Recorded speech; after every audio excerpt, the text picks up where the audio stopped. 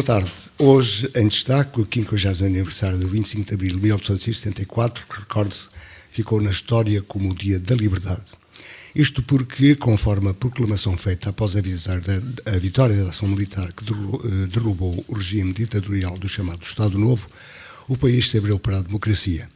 A data comemora-se em todo o país e também no Conselho, com um programa que já é conhecido. Democratizar, deslocalizar e desenvolver foram os três pilares inscritos no manifesto do MFA, o Movimento das Forças Armadas. Nestes 50 anos, o país consolidou o processo democrático e alcançou um nível de desenvolvimento na saúde, no ensino e nas liberdades e direitos sociais que, apesar das dificuldades do percurso histórico, também os números respeitantes a alguns dos chamados indicadores estatísticos nos mostram que o país está muito distante para melhor da situação anterior a 25 de abril de 1974. Hoje damos realce às mudanças na situação da vida das mulheres, na família, no trabalho e na sociedade. Relembramos alguns aspectos. Quase 70% das mulheres portuguesas entre 20 e 54 anos, antes do 25 de abril, eram as chamadas donas de casa. Embora confinadas às quatro paredes, essas funções era considerada prestigiante e permitia ainda alguma independência. No trabalho tinham algumas restrições profissionais. Algumas profissões estavam vedadas às mulheres, como a magistratura judicial, o Ministério Público, a diplomacia e as forças de segurança. Apenas as solteiras podiam ser hospedeiras de bordo ou enfermeiras.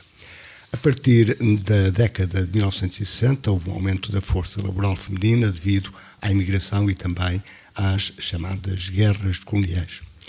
Quanto aos direitos de participação cívica, o voto para as mulheres só se tornou universal em 1974. A participação feminina nos lugares de decisão tem, entretanto, aumentado lentamente. Após o derrubo do chamado Estado Novo, em 25 de abril de 1974, as restrições ao voto foram abolidas, as eleições para a Assembleia Constituinte, agendadas para 25 de abril de 75, foram as primeiras a assentar no voto livre e universal. Inscreveram-se então 6.230.000 eleitores portugueses, um grande avanço comparado com o 1.800.000 recenseados em 1973. A afluência foi então de 91% dos eleitores que exerceram o seu direito de voto e foram, nessa ocasião também, eleitas 20 mulheres e, devido às substituições, foi o número final de 27 na Assembleia Constituinte. Em 1976, a nova Constituição consagrou a igualdade de direitos entre homens e mulheres, o direito à livre escolha de profissão, ao salário igual, à proteção na gravidez e pós-parto. Na revisão de 1997, ficou exerado como tarefa fundamental do Estado promover a igualdade entre homens e mulheres. Na mesma altura, assume-se que a participação direta e ativa dos homens e mulheres na vida política constitui condição e instrumento fundamental de consolidação do sistema democrático. Alguns aspectos para esta conversa que tem a situação das mulheres em Portugal no antes e no pós-25 de abril de 1974, que, recorda-se, comemora este ano o seu 50º aniversário. Para isso convidamos e temos em estúdio Elsa Carla Ribeiro, que é bióloga, professora, vereadora e vice-presidente da Câmara de Viana do Minho. Aurora Marques, que é ex-vereadora e também empresária de turismo. E Antonieta Dias, que é médica doutorada. Boa tarde a todos, obrigado por terem vindo. Há aqui memórias ainda do antes de 25 de abril. E este retrato de uma mulher que não vota, ou que a partir de 1969 votava, mas se não fosse analfabeta, é uma imagem do passado. É isso. Boa tarde a todos, as minhas amigas de mesa, que muito prezo e por quem tenho muito carinho. Agradeço ao Zé Luís a oportunidade de nos colocar aqui mais outra vez neste debate e, sobretudo, num debate sobre as mulheres. A mulher, de facto, é um ser único, um ser universal reconhecido por todos. O homem também é único à sua maneira? Único. Uma característica que a torna diferente dos homens e que a faz ser um elo essencial e fulcral na sociedade, tanto na sociedade atual como foi na sociedade antes do 25 de Abril. Todavia, existem aqui algumas nuances que devemos aqui debater, e qual era o papel, que não era um papel desprezível, pelo contrário, era um papel meritório que a mulher tinha como cuidadora dos filhos, cuidadora das mães. Mas sempre secundário. Cuidadora das mães, porque eram famílias alargadas, e de facto a mulher era vista como a dona de casa.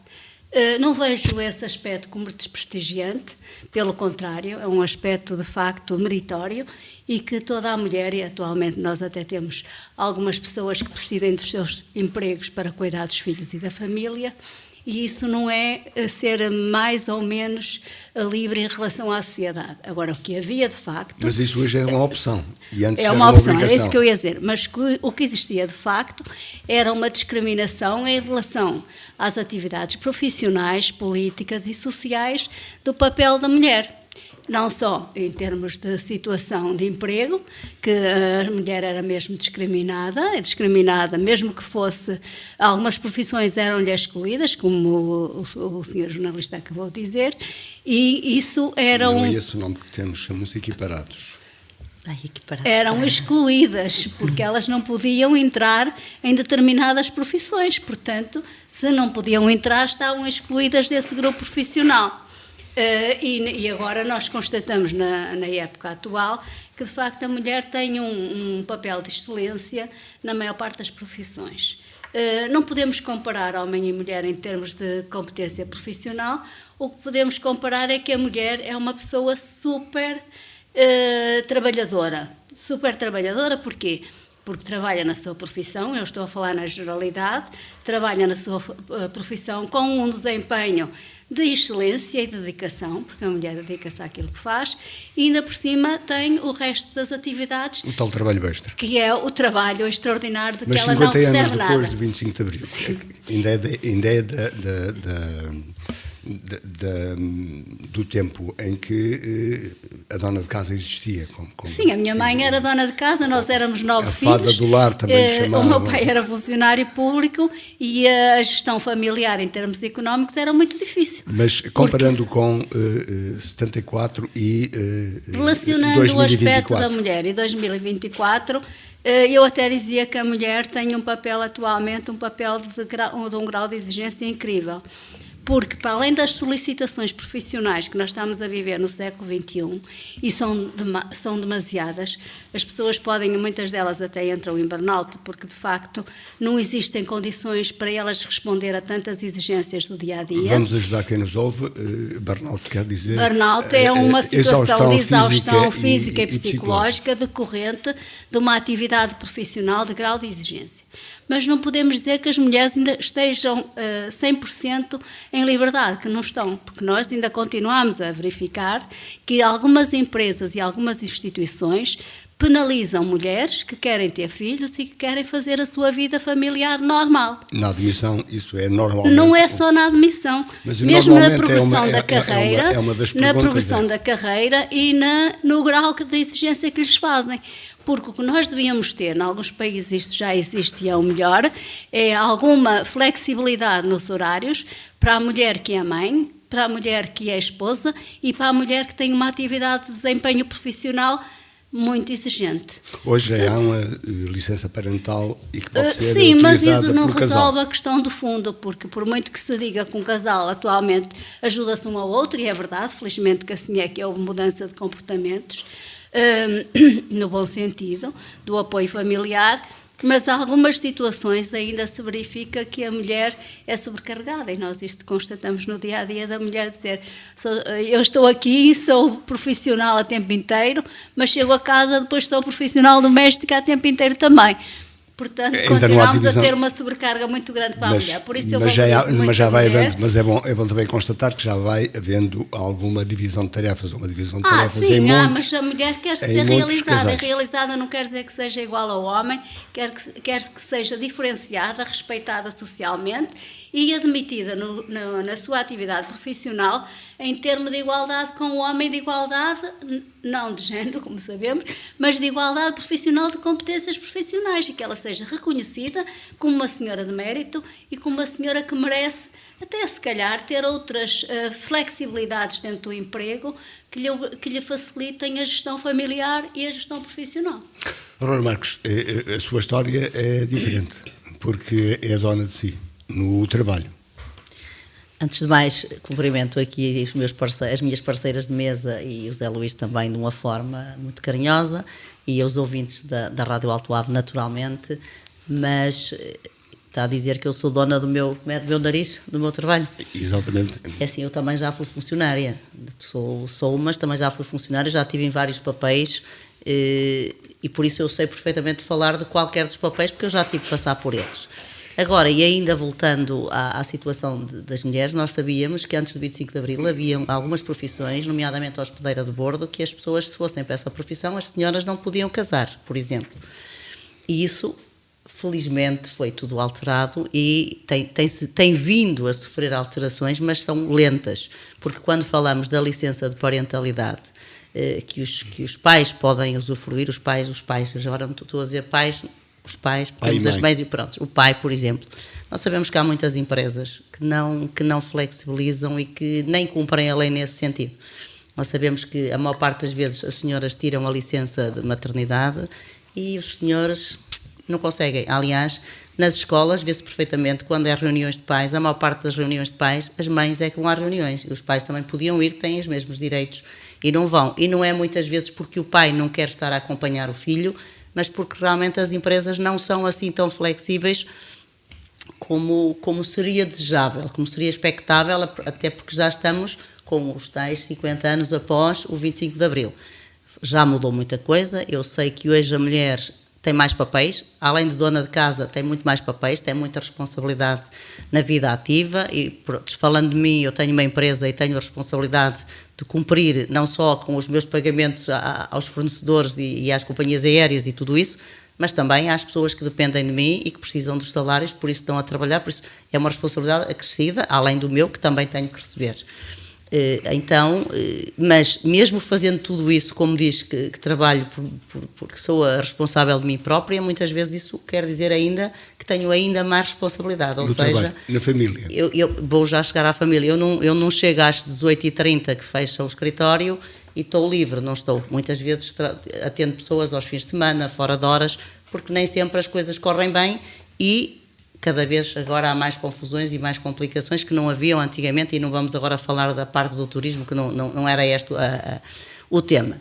O trabalho familiar a seguir, ainda por cima, como sabe, tenho 2 filhas, tenho os meus pais, a minha mãe e o meu pai já têm a idade, tenho uma grande responsabilidade porque tenho 2 irmãos, mas sou a filha, normalmente cá está, é a filha, é a mulher, é que tem que tomar mais conta dos pais porque é mulher. Não estou a menosprezar o trabalho que fazem as minhas cunhadas, os meus irmãos, mas há sempre a tendência de que a filha, eles estão bem na filha e isso é mais um trabalho acrescido. Naturalmente, não me queixo. E provoco eu, nos casais maduros é mais difícil a divisão de tarefas? Não me posso queixar. Nesse aspecto, se calhar o aprendizado começou muito cedo. Eu tenho aquele feitio que toda a gente conhece, que não é fácil de moldar, por isso tivemos que nos adaptar muito cedo e não precisamos balizamos logo as tarefas e as divisões desde o primeiro dia e nesse aspecto não tenho como me queixar. Tá? E do que conhece? Do que conheço, continuo a conhecer muita gente que as senhoras chegam de trabalhar tanto ou mais do que os senhores, chegam a casa, têm aí os filhos para fazer os trabalhos de casa, para lavar, para vestir, as comidas, a arrumar. Entretanto, os cavalheiros sentam-se no sofá, vão ver um bocado de televisão, vão beber o seu aperitivo e ainda perguntam se a comida nunca mais vem. Mas isso, felizmente, nunca foi a minha realidade. Elsa, a mais jovem das 3 companheiras de conversa. Olá, antes de mais, boa tarde a todos os ouvintes da Rádio Alto Ave, boa tarde às minhas companheiras de painel e ao Zé Luís também uma boa tarde e o agradecimento pelo convite. É assim, eu era quase recém-nascida no 25 de Abril, mas de qualquer maneira conheço as práticas e fui curiosamente sabendo o que era a vida antes do 25 de Abril. E atenção, também fui uma adolescente depois no pós-25 de Abril e as coisas não mudaram com o 25 de Abril no dia do 25 de Abril, ou seja, foram mudando. As práticas, tudo que é cultural, tudo que é comportamental não muda de um dia para o outro. O 25 de Abril decretou a igualdade e decretou muitos aspectos, nomeadamente a parte do direito universal ao voto, mas não decretou comportamentos. E esses comportamentos demoram muito tempo a mudar. Até ajustar. E a ajustar. E continuamos hoje em dia a precisar que alguns desses comportamentos melhorem, ajustem e otimizem. Por exemplo, eu fico sempre... Por exemplo, como professora e como educadora que eu sou, fico sempre muito triste quando vejo, por exemplo, em situações de namoro, a rapariga aceitar quase um certo domínio do rapaz sobre o namoro, muitas vezes até uma vigilância dos seus telemóveis, uma vigilância dos seus comportamentos, ou seja, parece que passamos por 50 anos, estamos numa geração do século XXI, mas continuamos com comportamentos muito mais ancestrais. Há comportamentos que não mudaram e há atitudes que as pessoas ainda consideram normais. É claro que eu sou professora... Era isso que eu ia perguntar. E a escola não tem responsabilidade nisso? Eu sou professora e a escola tem responsabilidade nisso, tal como as famílias também o têm na parte de educação, a escola também o faz. Acima de tudo, é uma educação para a igualdade de género, para a igualdade de direito, para as diferenças biológicas e muitas vezes comportamentais, porque também o temos. O facto de sermos biologicamente diferentes também repercute tudo isso, mas acima de tudo por um respeito mútuo de tarefas. As pessoas não têm que fazer a mesma tarefa, têm que ser reconhecidas nas tarefas que desempenham. Claro que às vezes acresce sempre o facto de nós, em termos de escola, termos que fazer planos, muitas vezes até muito direcionados, muito específicos para um determinado aluno, porque revela comportamentos mais indesejáveis. Mas, de uma maneira geral, todos eles já sabem as funções que devem ter e, acima de tudo, o saber. Não quer dizer que depois o façam na prática. Claro que, por exemplo, já desde que estou na Câmara não estou no ativo em termos de escola, mas ainda há poucos anos o estava e era normal, por exemplo, as meninas chegarem à escola e terem tido já algumas tarefas domésticas que tinham feito antes de chegar à própria escola, assim como os rapazes também tinham que fazer outras tarefas, ou seja, quer para rapaz, quer para rapariga, ainda continua a haver o estigma de determinada tarefa é mais do sexo feminino e determinada tarefa é mais do sexo masculino. Como em algumas profissões também dá conta. E algumas profissões, por exemplo, mas isso tem-se vindo mesmo a desmistificar. Por exemplo, quando eu dava aulas no 11º ou no 12º ano, reparava no início da minha carreira que havia uma diferença muito grande entre as opções profissionais. Por exemplo, as engenharias eram tipicamente masculinas. Eu lembro-me de estar na Universidade do Minho nos anos 90 e em Guimarães rara era a mulher que lá estava porque eram as engenharias todas que estavam em funcionamento e havia muito poucas meninas e atualmente isso já não acontece. Nós temos alunas, por exemplo, ainda há poucos dias acabou o internato uma aluna minha que é urologista, coisa que não é uma especialidade médica muito comum, por exemplo, ao sexo feminino. E não quer dizer que ela não tenha optado por essa especialidade. Ou seja, no fundo, atualmente, em termos de saídas profissionais, quer nas engenharias, aeronáutica, por exemplo, quer em termos de forças de segurança, as mulheres não veem o facto de ser mulher como um obstáculo de o realizarem e também não me parece que os homens o vejam como um obstáculo elas terem essa mesma profissão.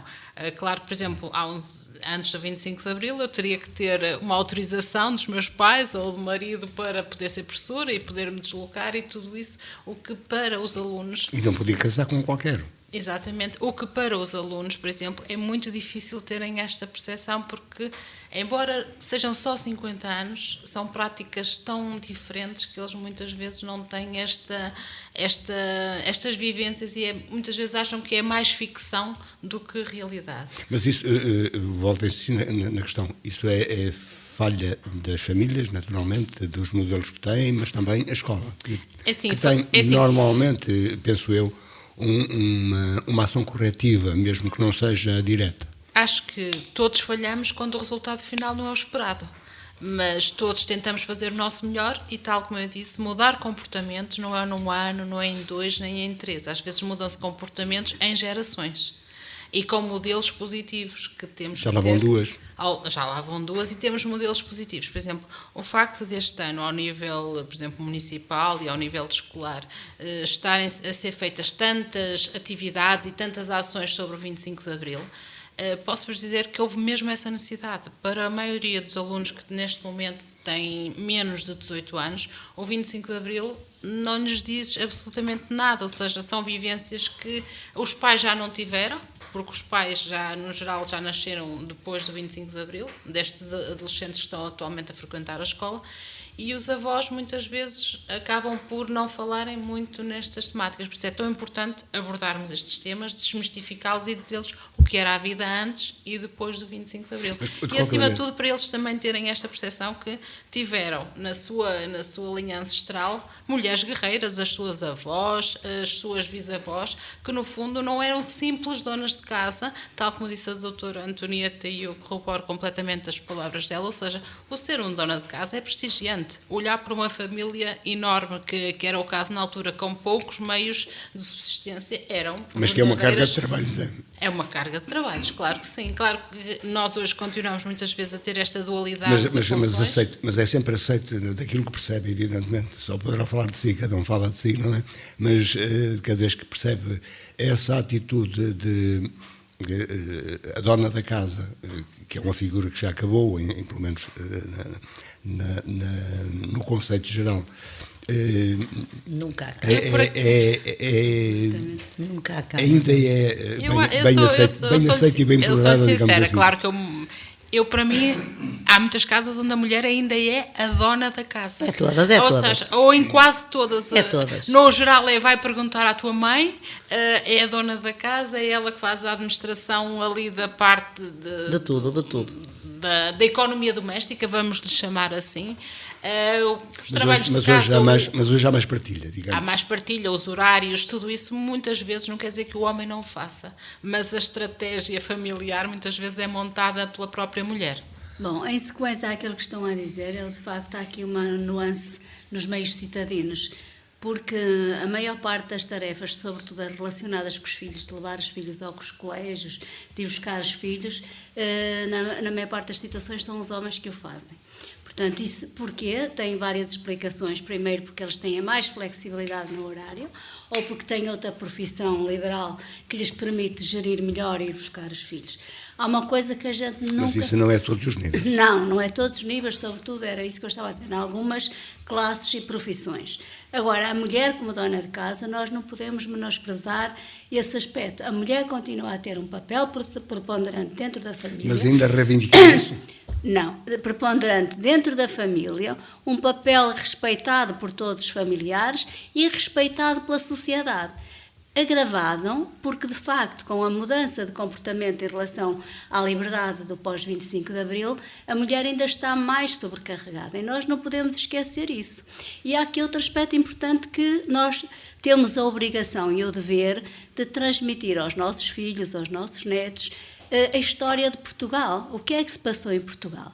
Nós somos um país de guerreiros, fomos um país com um alargamento mundial de países e que agora não estamos. Portanto, a parte da nossa história, da identidade... Agora somos nós próprios. Somos só nós.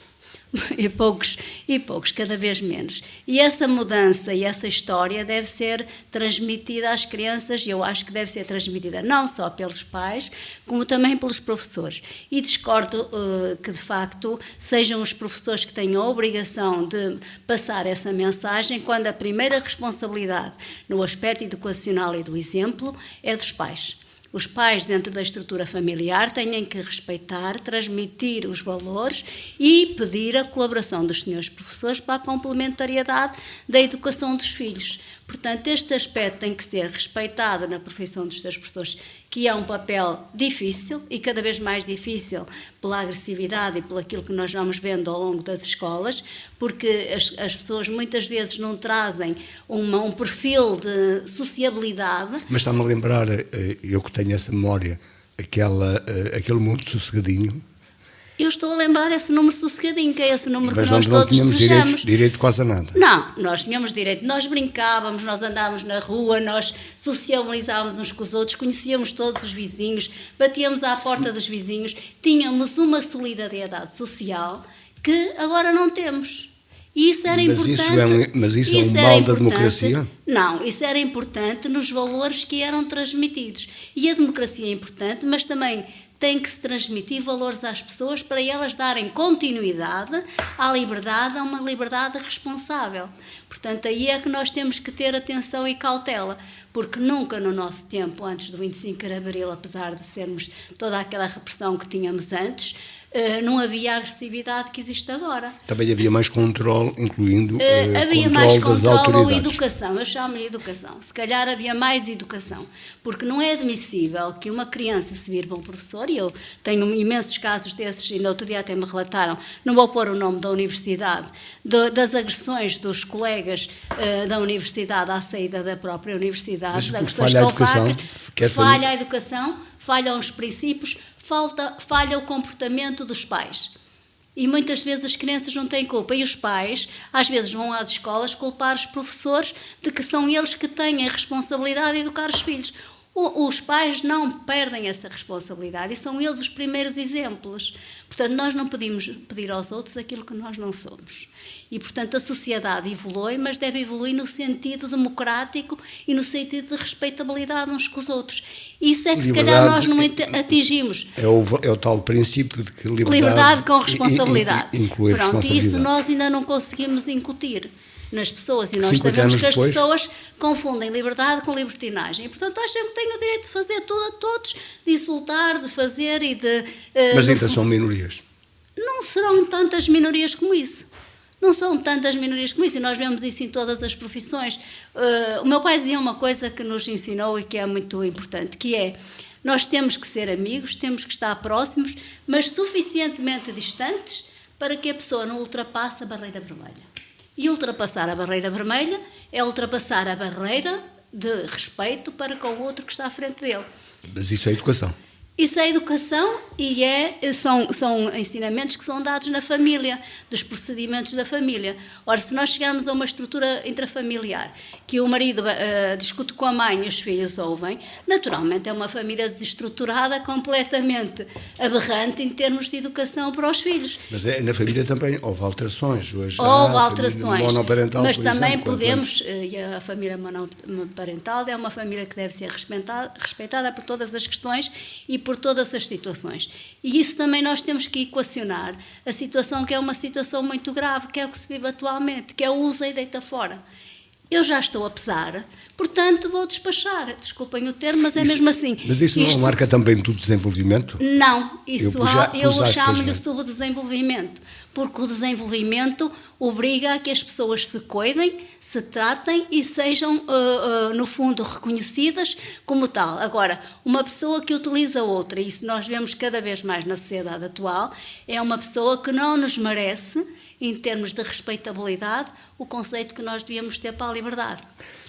Aurora Marcos, o que acrescenta? O que acrescenta? Que eu posso aqui acrescentar, e continuo a dizer, é assim, eu acho que ainda se fala, ainda há um bocado de tabu e fala-se ainda muito pouco sobre o 25 de Abril. Neste mês que vão haver as comemorações dos 50 anos, fazem-se muitas atividades alusivas ao 25 de Abril, mas depois, mesmo até a nível de ensinamentos, e falamos de história, não é muito falado. Ou seja, as crianças hoje não conseguem perceber, nem entendem, quando imitem... Mas é bom também lembrar, e eu tenho essa memória, que tenho idade para isso, que a história que nos contavam não era bem a história do país, não é? E ainda há factos da história que estão por comprovar. O que eu queria dizer com isto é assim, neste momento, o facto de nós podermos emitir uma opinião e termos uma opinião diferente do outro e que a possamos expor sem ofensa, naturalmente, que eu quando falo na liberdade é quando se respeita também o outro que está connosco, mas que podemos ter uma opinião diferente, podemos ter ideias diferentes, podemos gostar de outra coisa e podemos ter a liberdade de expressar essa nossa opinião, é algo que, sei lá, para as minhas filhas e isso para eles isso é tudo natural, é um dado adquirido, mas na realidade nós sabemos que não era, nós sabemos que houve a censura, houve o lápis azul, as pessoas não podiam falar, e se o vizinho não gostasse de mim, acusava-me logo à PIDE, e essas coisas não podemos florear só. Eu acho que falta, se calhar, aprofundar mais o que era o antes do 25 de Abril e o depois, o que se ganhou com a liberdade, o que se ganhou e o que se perdeu, porque muitas vezes quando nós falamos com as pessoas mais velhas, olha, como é que era antes do 25 de Abril, o que é que lhe dizem? Epá, não me fales nisso, ai Deus me livre, aquilo era uma fome, mas na realidade a gente fica só a pensar que era um papão, mas exatamente o que é que se passava, como é que era, porque não há grande diálogo, e naturalmente que agora, estes dias até as próprias televisões vão apresentar documentários sobre os 25 de Abril, mas depois só no próximo ano é que voltam a apresentar. Isso quer dizer, se eu hoje não vir, amanhã já passou e não voltamos a falar. E eu acho que isto era importante porque foi... Porque há fatores que nos foi distraem uma e que não batalha. deixam muitas vezes na família comunicar, nomeadamente a televisão. Não percebi, desculpa. Porque há fatores atualmente que nos distraem, nomeadamente na família, o diálogo familiar, que já aqui falamos várias vezes, está prejudicado, por exemplo, pelo uso da televisão. E agora dos famosos smartphones. Eu acho que prejudica mais neste momento os telemóveis do que a televisão. Porque eu acho que as pessoas agora estão em casa nos sofás e estão ali a fazer crochê no telemóvel. E é difícil impor disciplina do uso na família. É assim, se calhar temos que começar... Não. Se deixarmos os meninos fazer tudo até agora, será mais difícil agora dizer-lhe que na hora das refeições têm que pousar o telemóvel. Se não fizermos isso até agora, não será fácil agora, não adianta dizer que foi o 25 de Abril, que isso não vai servir de nada. Agora, se desde o início se dizia às pessoas, na hora das refeições, os telefones estão ali pousadinhos, opá, agora mantém-se isso é uma questão de boas práticas. Eu sei que não é fácil, eu também tenho 2 filhas, não é? Eu sei que não é fácil, mas eles sabem perfeitamente que eu, que sou daquelas pessoas que atendo 24 horas por dia, ponho o telefone lá num sítio e não estou a olhar para o telefone. Se ele eventualmente tocar, eu vejo se é uma emergência e atendo. Se não for uma emergência, ele vai tocar e depois disso eu irei devolver a chamada a quem de direito. Porque os telemóveis têm coisas muito boas, a internet tem coisas muito boas, mas normalmente as pessoas não vão pesquisar as coisas boas, vão pesquisar as coisas que não interessam. Aliás, e uma vez que estamos a ser um bocadinho do tema, é muito triste eu ir na rua e ouvir os miúdos pequeninos a falar agora todos brasileiro, e não estou a ofender ninguém, porque veem, acho que é os TikToks, nem sei bem o que é, porque eu sou de outro tempo, sou um bocadinho antiga, ou vídeos, e aquilo acho que é tudo traduzido para um brasileiro, e então a gente vai na rua e ouve-se falar brasileiro. Possivelmente na escola os professores devem ter um problema terrível para corrigir testes, porque aquilo deve estar tudo escrito, porque há o português português e o português brasileiro, e eu às vezes apetece-me chegar lá, às vezes eu, como tenho um feitio fraco, às vezes mando umas bocas, mas começo a ficar mais antiga e qualquer dia já nem vou dizer nada, porque até me fica, mas eu já não consigo, eu quando ouço alguém a ouvir vídeos em brasileiro, eu começo logo a mandar vir, e isso também, pronto, vai ter que acabar, porque está é um português com brasileiro, porque há o português brasileiro. E isso não me parece, e as pessoas estão agarradas àquilo, ora ninguém lê um livro, Pode dizer-se dependentes. Eu já fiz até um artigo sobre a dependência das redes sociais e dos telemóveis, que é inadmissível. Em minha casa ninguém vê televisão, nem ninguém usa o telemóvel. Quando se entra em casa, só o telemóvel tem um toque só para as situações de emergência. Portanto, telemóvel fica fora. Televisão não se acende enquanto se está a jantar ou a conversar. O jantar, o convívio de casa é para a família. Portanto, isso em nossa casa não existe. Mas isto são... Mas podemos chamar isto conquistas de 25 anos? Não, isto não foram conquistas. Aliás, o que a minha do colega de mesa país, disse também. é verdade. Há aqui desvirtuamentos e aspectos importantes que estão a despersonalizar as pessoas e, sobretudo, os jovens. Porquê? Porque, de facto, se permitirem que em casa, em vez de conversar com a família, estão a olhar para o telemóvel, isso nunca mais se vai recuperar. E a coisa mais triste que nós vemos é a pessoa está, em qualquer momento, vai a subir o elevador com o telemóvel, está na refeição com o telemóvel, o marido e a esposa estão ao jantar, a cada um no seu telemóvel. Isto é uma coisa que isto não é liberdade, nem atravessar as passadeiras com o telemóvel. Aquilo que a minha colega de mesa está a dizer é verdade.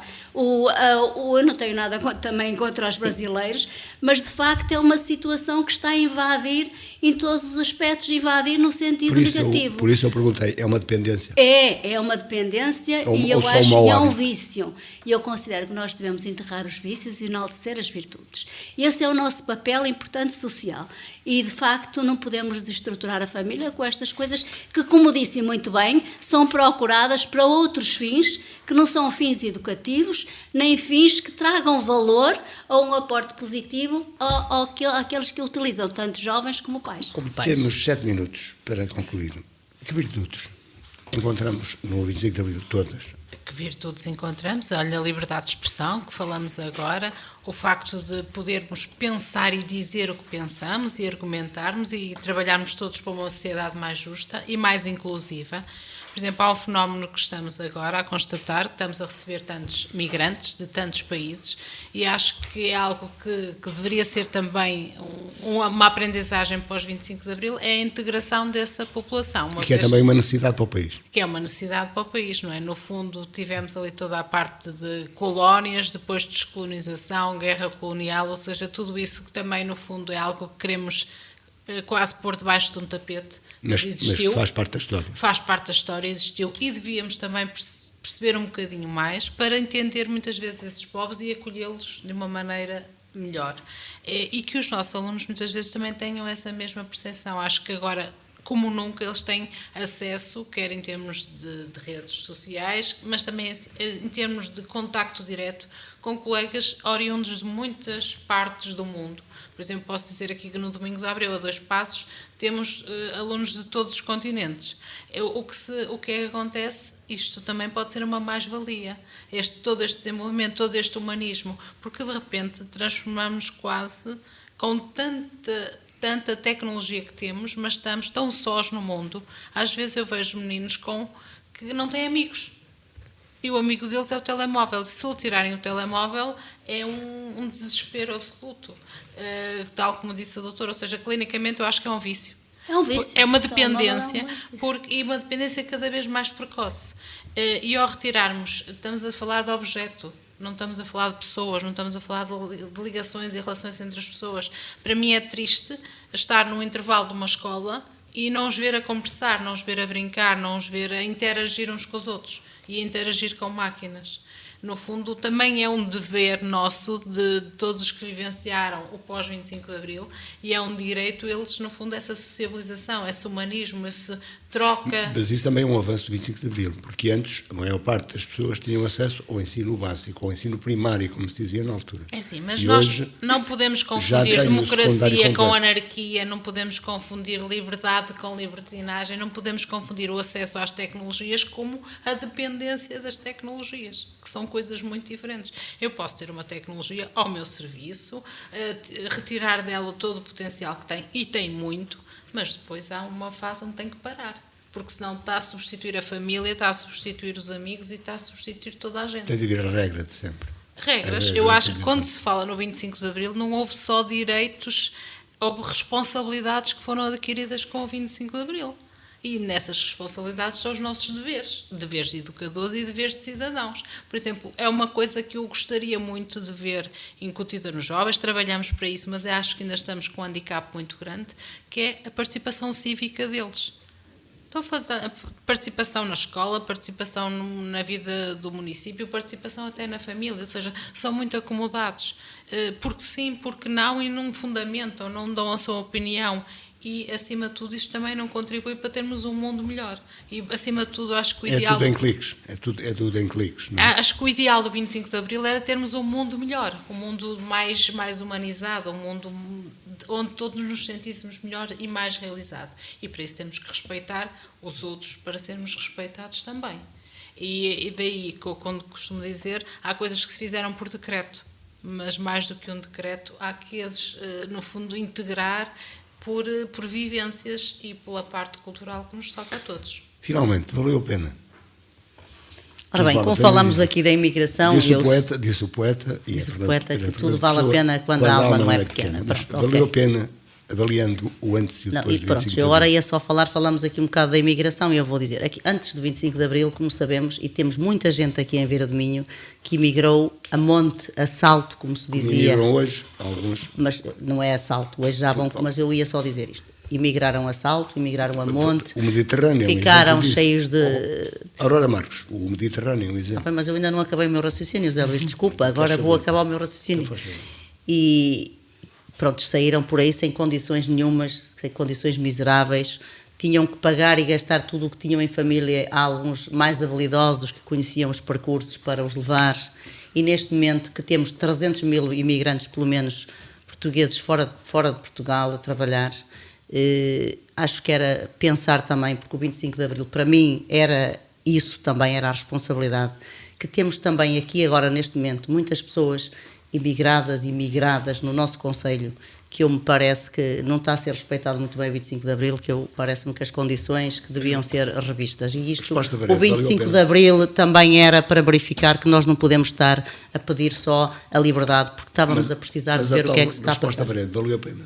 O 25 de Abril? Valeu a pena, claro que valeu a pena. Tudo vale a pena, não é? Quando a alma não é pequena. Eu acho que o 25 de Abril valeu a pena por múltiplas razões que já foram aqui referidas.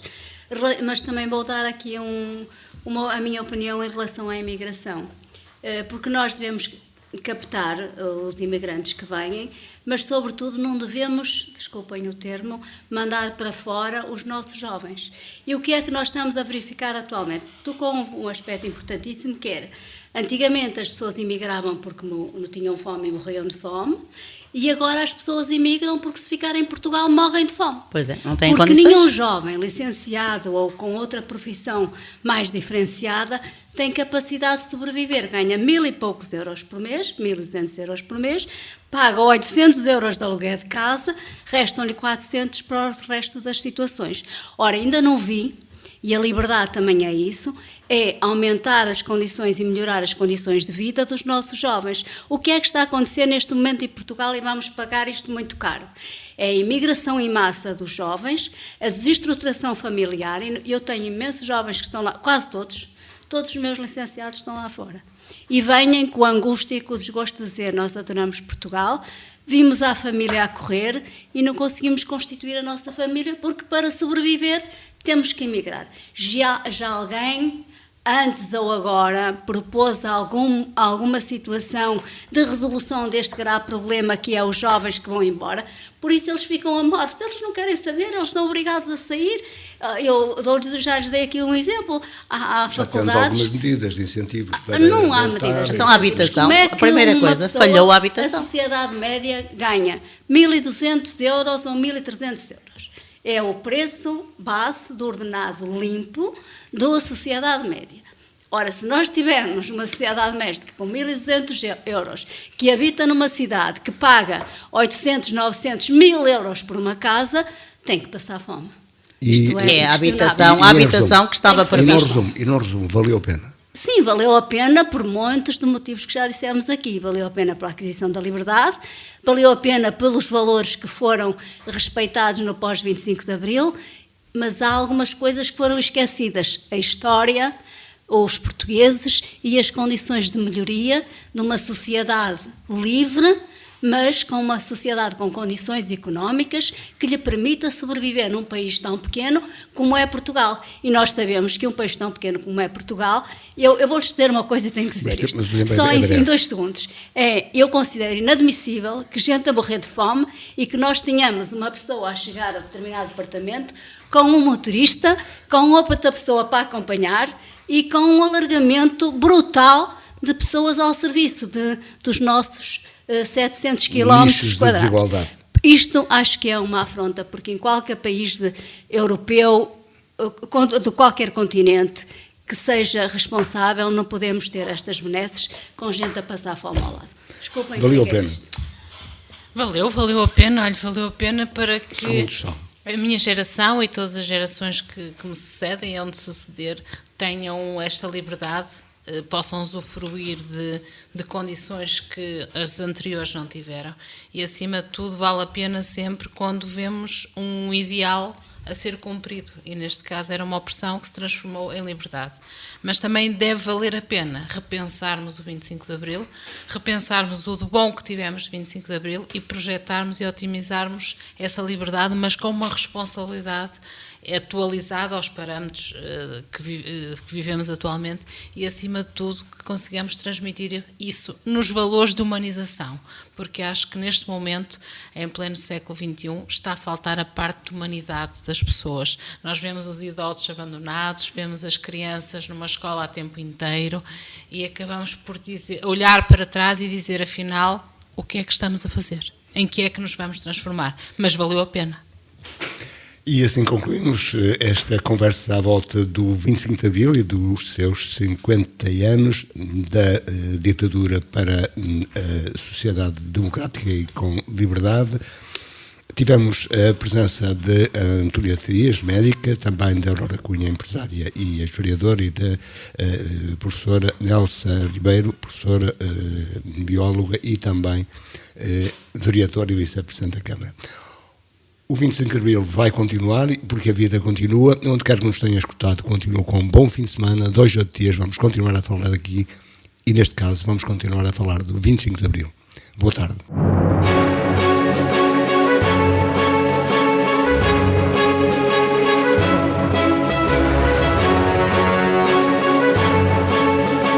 Falar daqui, a região em foco.